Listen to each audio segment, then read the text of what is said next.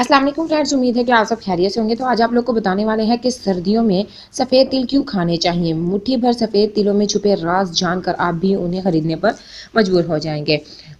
हमारे यहाँ सफ़ेद तिल का इस्तेमाल मखसूसन खाने या फिर मीठा बनाने में इस्तेमाल होता है, जो कि इसकी इफादियत से लाइल्मी का नतीजा है। दर हकीकत इनकी ग़िज़ाइयत गोश्त के बराबर दी जाती है, क्योंकि इसमें गोश्त की तमाम खसूसियात पाई जाती हैं। और ख़ास बात तो ये है कि इसमें वो ख़राबियाँ मौजूद नहीं हैं जो गोश्त में होती हैं। तिल के छोटे बीज तेल से भरपूर होते हैं, जो कि सिसम पौधे पर फलियों में उगते हैं।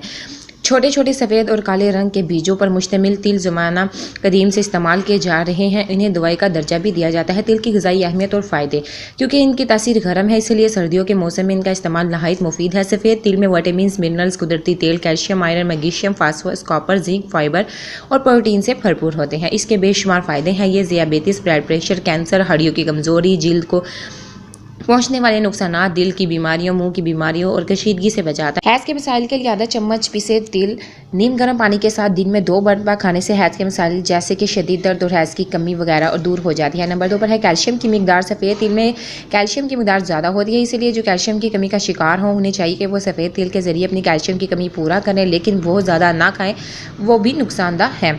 निज़ामी हाज़मा के लिए ये निज़ामी हाज़मा के लिए बेहतरीन है। इनमें फ़ाइबर पाया जाता है, जो कब्ज़ को दूर करता है, खून बनाता है। खून की कमी को दूर करने के लिए काले तिल बेहतरीन है, क्योंकि इनमें आयरन की वाफिर मिकदार मौजूद होती है। अगर काले तिल नीम गर्म पानी में भिगोकर ग्राइंड करके छान कर इसमें दूध मिलाकर पिया जाए तो चंद रोज़ में खून की कमी दूर हो जाती है। कमज़ोर जिस्म के लिए, जिस्म को मोटा, सुर्ख और सफ़ेद और ताकतवर बनाने के ख्वाहिशमंद अफराद इसको बादाम और खसखस के साथ रात को सोते वक्त दूध के साथ खाएं और 2-3 हफ्ते तक इसका इस्तेमाल जारी रखें।